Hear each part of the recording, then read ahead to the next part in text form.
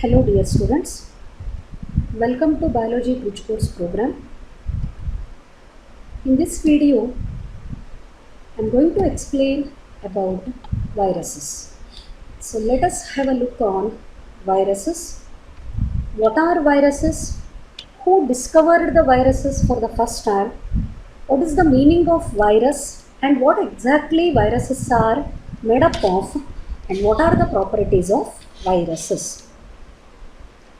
So as you know, viruses are also included in the group of microorganisms, but viruses do not contain any cell in their structure. Therefore, viruses are example for acellular microorganisms. That means microorganism without cell in its structure, they are called acellular microorganisms. So let us move to the details of microorganism. What are viruses? What is the definition for viruses? Viruses are non-cellular. Either you use the term non-cellular or you can use the term acellular. Both of them give the same meaning. Either you can use the term non-cellular, that means absence of the cell, or you can use the term acellular. So for this one, here only I will mark non-cellular or acellular. That means without cell. These viruses do not contain cell in their structure, therefore known as non-cellular or acellular particles made up of genetic material and protein that can invade the living cells. What is the meaning of complete statement? Viruses are without cell, therefore they are referred as non-cellular particles and they are made up of genetic material. What is this genetic material? It is the molecule which brings hereditary information from parents to the offspring or from one organism to another organism. Any molecule which brings the hereditary information from one organism to another organism, it is called genetic material. And when we talk about the genetic material, there are only two options. DNA is the main genetic material. Even in some organisms, RNA is also acting as genetic material. Both the options are there. Genetic material may be represented by DNA. The genetic material may be DNA or the genetic material may be RNA. Here I will write. Both DNA and RNA are able to act as genetic material. What is DNA? Expansion of DNA is deoxyribonucleic acid. Meaning of DNA, expansion of the DNA, deoxyribonucleic acid, and expansion of RNA is ribonucleic acid. So these are the two molecules, both of them are the nucleic acids and they act as genetic material. One more molecule which is present in the virus is protein, and viruses are able to invade the living cells. That means they can enter into the living cells, they are able to cause infection. Invading means entering into the cell. So they are able to infect the living cells. This is the definition of virus. Viruses are non-cellular particles made up of genetic material and protein that can invade the living cells. Then who discovered viruses. The credit of discovering viruses goes to Martinus William Beijerinck in the year 1897, and he coined the Latin name virus for the meaning poison. The literal meaning of a virus is it is poison. In the sense, wherever the viruses are present, in which organism they enter, they are able to cause one or another kind of diseases. And here is the image of Martinus William Beijerinck. He coined the Latin name virus for the meaning poison. In the Latin, meaning of the virus is poison, and Martinus Beijerinck is often called father of virology. One more logy here. In the biology, you are going to get many logy with reference to different studies. So, histology for the study of tissues, anatomy for the study of internal structure, microbiology for the study of microbes, and in that microbiology, one specific branch is there called virology. And virology deals with the study of only viruses. No other microorganisms are included in the study of virology. So in virology, purely this branch, it deals with the study of only viruses. Other than viruses, organisms are not included in the branch called virology. The complete study of the viruses can be done with the help of a branch called virology, and father of virology is nothing but Beijerinck, who coined the Latin name virus for the meaning poison. This is about definition and discovery. Now moving to next one. Viruses can infect all type of life forms such as animals, plants, microorganism, including bacteria. This one is an interesting point. Viruses are able to infect, that means they are able to enter into the body of all type of the life forms, and they are able to cause the diseases. Viruses are able to infect the animals, including human. Viruses are able to infect the plants. Even viruses are able to infect the bacteria. First of all, bacteria are microscopic organisms. Viruses are also microscopic organisms. Bacteria are also microscopic organisms. Being microscopic, virus is able to infect other microscopic organism, and it is nothing but bacteria.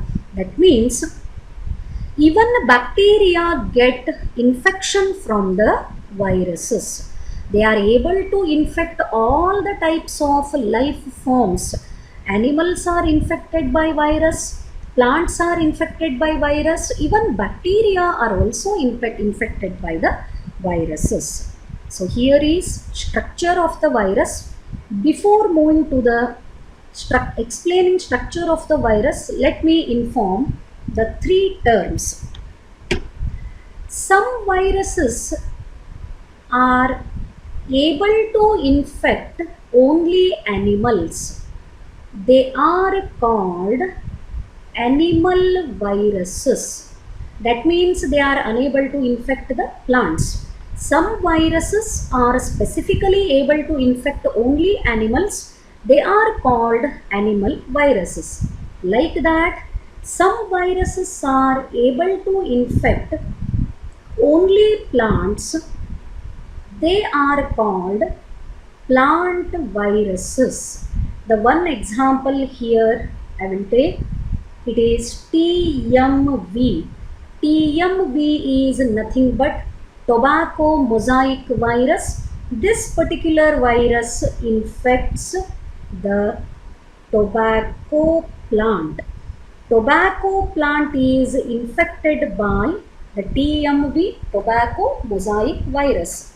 Like that, I can give example for animal viruses. So here one is foot and mouth virus. It generally infects the domestic animals. Domestic animals like cow, buffalo, sheep, they are generally infected from the animal virus called foot and mouth virus. One more category here I would like to mention. Another is human virus, and the best example for human virus is poliovirus. Everyone is familiar with the term polio, and polio is caused by poliovirus. Another is HIV.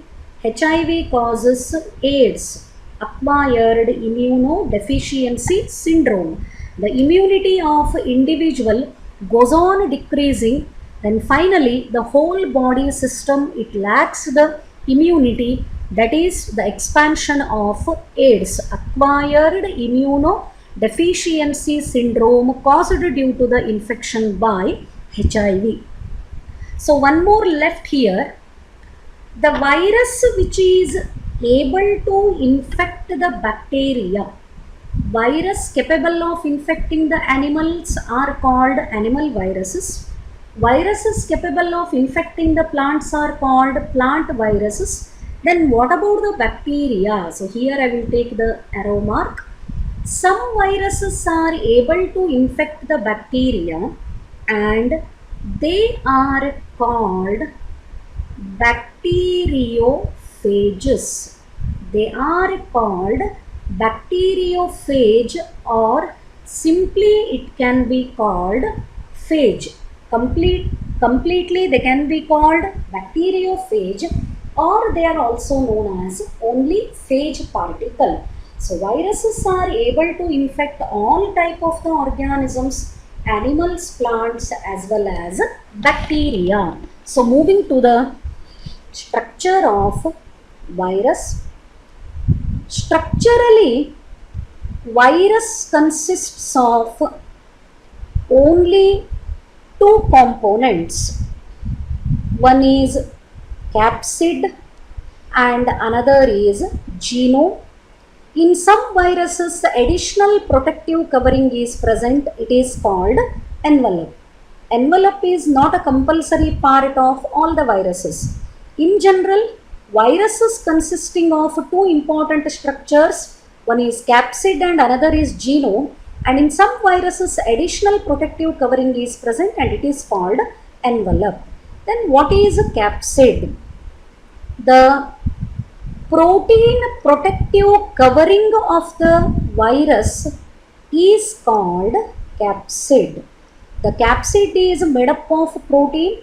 Here this ball-like structure which you can see in the image, this entire structure represents the capsid. And capsid is made up of protein molecule, and capsid is protective covering which is present around the genome. What is this genome? Genome is nothing but genetic material. Remember, in a virus either DNA is present or RNA is present. A single virus never contains both the nucleic acids. In a virus, either there is a DNA or there is a RNA. Both DNA and RNA never they are present together in a virus. So capsid represents outermost protective coat or outermost protective covering of the virus, and capsid is made up of proteins. In the center of the virus, genome is present, and that genome is represented either by DNA or by RNA. As I told, some viruses are having additional protective covering made up of lipid, and this represents envelope. Now listen to this statement very carefully. Any virus with the envelope, lipid envelope, is more stronger and able to infect the organism as compared to the viruses without lipid envelope. Usually viruses with lipid envelope are more stronger and they are able to infect the humans as well as other animals. So this is about structure of the virus. Virus is consisting or virus consists of genome and capsid, and in some viruses additional covering is present called envelope, and envelope is made up of lipid. The viruses are having the outermost protective structure called capsid, and capsid is made up of protein. In the center of the virus we find the presence of genome or the genetic material, either it is DNA or it is RNA. So this is about structure of virus. Even the same structure is there for the coronavirus also. Any virus with RNA as a genetic material is more dangerous than that of virus with DNA as a genetic material. The viruses with RNA as a genetic material are called retroviruses. Even coronavirus is also having RNA as its genetic material. Even in HIV also RNA is the genetic material. So RNA, when it is present as genetic material, the viruses are called retroviruses. When virus contains the DNA as genetic material, they are called adenoviruses. Then moving to the next one and last part of study of the viruses, it is about properties of viruses. Viruses are acellular obligatory parasites. You are familiar with the meaning of the term acellular, that means without cell. Obligatory parasite. So I will explain this term after explaining these properties, then it will be very clear. Viruses do not show respiration. Is it possible that we can say virus is living? Viruses do not show respiration, and this property indicates virus is non-living. There is no existence of the life because the viruses do not show the respiration. Viruses contain genetic material. Presence of the genetic material is character of living. So this property indicates viruses are living. They multiply only inside the living cell. That means if virus is present outside the living cell, it is unable to undergo the multiplication. This is a dependent property.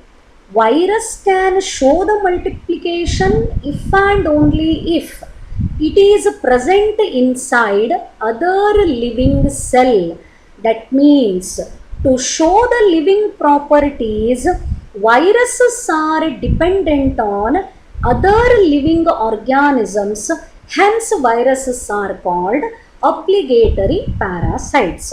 If I take the example of bacteria, to show the living properties, bacteria are not dependent on other organisms.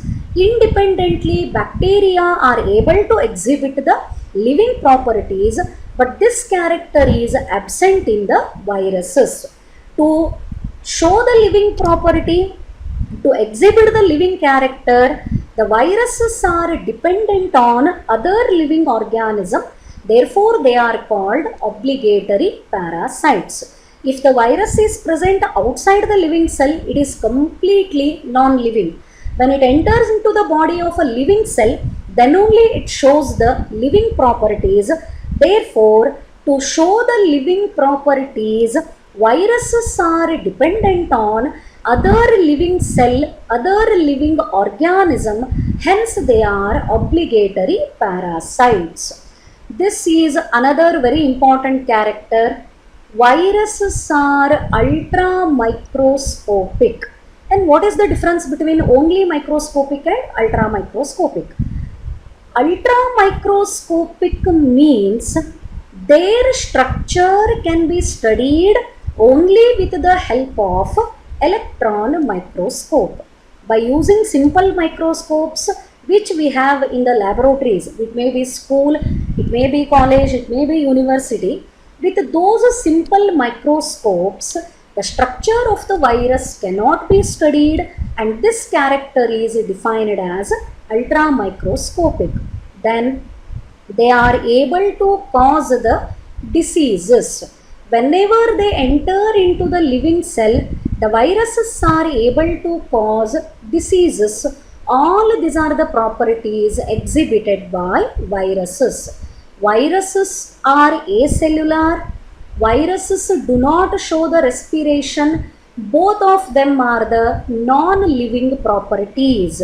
Viruses contain the genetic material. Viruses are able to cause the diseases are the living properties, but to show the living properties, viruses are dependent on another living cell or organism, hence they are called obligatory parasites. And structure of the virus can be studied only with the help of electron microscope, hence they are called ultra microscopic. That means even though it is very much smaller than bacteria, but it is exhibiting two types of properties. The viruses show both living and non-living properties. Some properties indicate that viruses are non-living. Absence of the cell is one sufficient character to consider the virus as non-living. Absence of respiration, another supporting character to consider virus as non-living. But at the same time, presence of genetic material, ability to cause the disease, these properties indicate viruses are living. Therefore, viruses neither considered as a living organism nor considered as completely non-living. They are known as connecting the link between living and non-living. Because of the exhibition of both living and non-living properties, the viruses are considered as the connecting link between living and non-living. Why the viruses are called obligatory parasites? To show the living properties, they are compulsorily dependent on either a living cell or a living organism. Then only they are able to exhibit the living properties. Therefore, viruses are called the obligatory parasites. So these are the things that I wanted to explain with reference to viruses. Viruses are non-cellular particles made up of protein and genome. They are able to infect animals, plants as well as bacteria. The virus capable of infecting the bacteria are called bacteriophages. Structurally, virus consists of two important parts. One is capsid and another is genome. Capsid represents outermost protective covering made up of the proteins, and in the center of the capsid, the genetic material is present, either it is DNA or it is RNA, that represents the genome or genetic material. In some viruses, additional lipid envelope is present around the structure. Viruses are acellular, viruses are obligatory parasites, viruses do not show the respiration, virus contains genetic material. The viruses are able to multiply only inside the living cell. They are ultra microscopic, that means they can be studied only with the help of electron microscope, and they are able to cause the diseases. Even viruses can be stored in the bottle for long period of time, just like other materials. Viruses can be crystallized, they can be made crystals, and they can be stored in the bottle. This is again indication that viruses are non-living. Some properties of the viruses indicates they are living, but some properties indicate they are non-living. Therefore, viruses are called connecting link between living and non-living. Hope this explanation is clear for you. Thank you.